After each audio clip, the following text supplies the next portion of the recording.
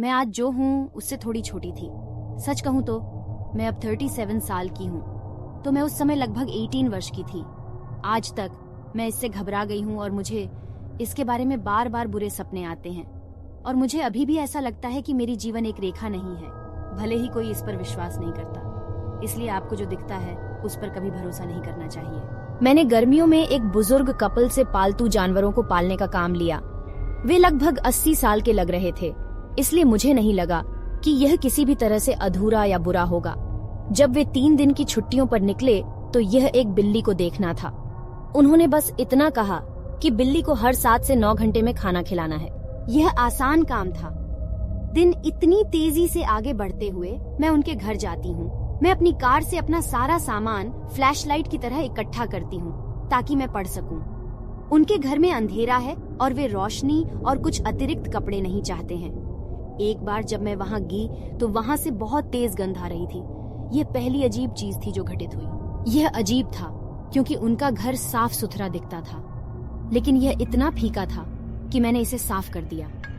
उन्होंने जल्द ही मुझे घर दिखाया। यह 4 बेडरूम्स और 3 बाथरूम्स वाला एक सभ्य आकार का घर था, जिसमें फर्श पर कारपेट बिछा हुआ था और मालिक की उम्र के बावजूद सजावट काफी आधुनिक थी। ओल्ड लेडी मुझे एक तरफ ले गई और मुझे दिखाया कि मैं कहाँ सोऊंगी। ये एक अच्छा कमरा था, लेकिन इस कमरे में बासी गंध थोड़ी अधिक थी और कारपेट घर के बाकी कारपेट की तुलना में हल्का लग रहा था। लेकिन फिर भी मैंने एक बेवकूफ की तरह इसे नजरअंदाज कर दिया। और इस कहानी का एक और महत्वपूर्ण हिस्सा जो उन्होंने मुझे बताया वह यह था कि उनका एक बेटा था और वह भी इसी घर में रहता था और उसका कमरा बेसमेंट में था। उन्होंने मुझे बताया कि वह कभी भी अपने कमरे से बाहर नहीं आया और उन्होंने मुझे बताया कि उसके कमरे में प्रवेश वर्जित था क्योंकि वह संवेदनशील था।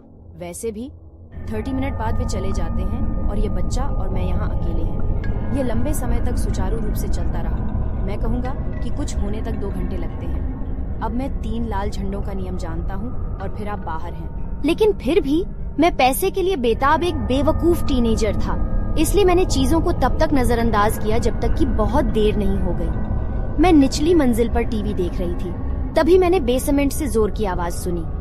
अब आमतौर पर मैं डर जाऊंगी, लेकिन मुझे पता है कि उनका बेटा वहाँ नीचे था, इसलिए मैंने उसके पीछे देखा, भले ही यह बेहद अपमानजनक था।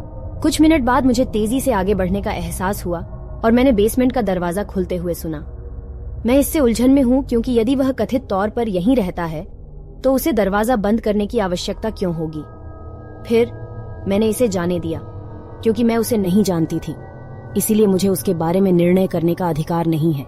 लेकिन क्योंकि मैं एक बहुत ही मूर्ख टीनेजर थी, इसलिए मैंने फैसला किया कि मैं उस पर जांच करने जाऊंगी, भले ही उस बूढ़ी औरत ने कुछ भी कहा हो। इसलिए मैं ज्यादा शोर न करने की कोशिश करते हुए उठती हूँ और बेसमेंट के दरवाजे तक जाती हूँ और देखो, दरवाजा पूरा खुला था और नीचे की ओर जाने वाली सीढ़ियां रोशनी के अभाव में पूरी तरह से अंधेरी थी। कहीं कोई खिड़कियां नहीं, कहीं रोशनी नहीं।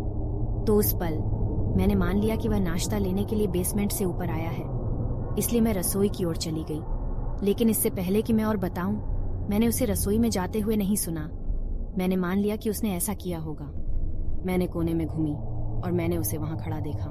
उसके गहरे भूरे बाल और भूरी आंखें थीं। वह लगभग 20 साल का अफ्रीकी अमेरिकी लग रहा था और काफी सुंदर था, इसलिए मेरी राय काफी खराब थी। मैंने रसोई में हल्का कदम बढ़ाया और उसने अपना सिर इधर उधर घुमाया और मेरी तरफ देखा। इसमें कुछ भी अजीब नहीं था क्योंकि वह सामान्य दिख रहा था, सिवाय इसके कि उसने इस मामले पर कोई बात नहीं की या कोई आवाज नहीं निकाली। लेकिन जिस बात ने मुझे भ्रमित किया वह यह थी कि उसके हाथों में 2 चीजें थीं, एक लंबी रस्सी और एक रसोई का चाकू।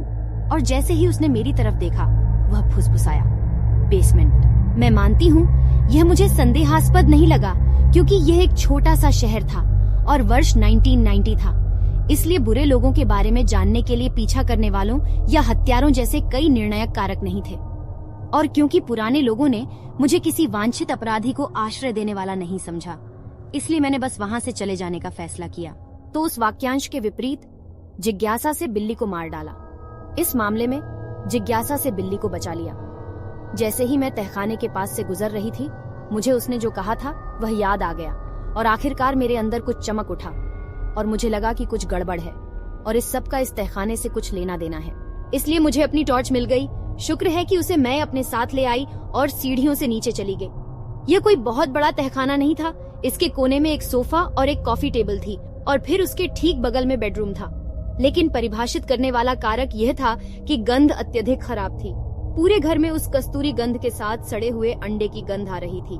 लेकिन मैं इससे बच गई क्योंकि मैं इस बात को लेकर बहुत उत्सुक थी कि यह क्या हो सकता है। मैं भूल गई कि यह क्या नहीं हो सकता। अच्छा, मैंने दरवाजा खोला तो पाया कि एक आदमी जमीन पर पड़ा हुआ था और उसके चारों ओर खून का एक पूल था। उसे सिर से पैर तक रस्सी से लपेटा गया था और रसोई का चाकू दीवार में घोंप दिया गया था। मैं डर गई और तेज धुएं से मेरी आंखें फटी रह गईं। हर जगह कीड़े और कीड़े थे। लेकिन फिर मुझे कुछ ऐसा पता चला जो मुझे हमेशा परेशान करता रहेगा। जिस व्यक्ति को मैंने देखा वह वही व्यक्ति था जिसे मैंने रसोई में देखा था। वही शर्ट, वही पैंट, वही सब कुछ। मैं इतना डर गई थी कि मैं कई दिनों तक वहीं डूबी रही जब तक कि एक कीड़ा मुझ पर कूद पड़ा और मुझे उससे बाहर नहीं निकाला। लेकिन मैं आपको बता दूं, मैं अपने जीवन में कभी भी तेजी से घर से बाहर नहीं भागी। मैं भागने के लिए बहुत दूर रहती थी। इसलिए थकावट से बेहोश होने से पहले मैंने सबसे दूर वाले घर पर दस्तक दी और उन्हें बताया कि क्या हुआ था। जाहिर है, जिस बेडरूम में मैं रह रही थी उसमें ओल्ड कपल ने 3 लोगों की हत्या कर दी और इसीलिए कारपेट हल्का था। उन्होंने पूरे कमरे को ब्लीच कर दिया। वहाँ बासी स्मेल उतना बुरा नहीं था क्योंकि मेरे वहाँ पहुँचने से कुछ घंटे पहले ही उन्होंने उन्हें मार डाला था और उन्हें कोठरी में बंद कर दिया था।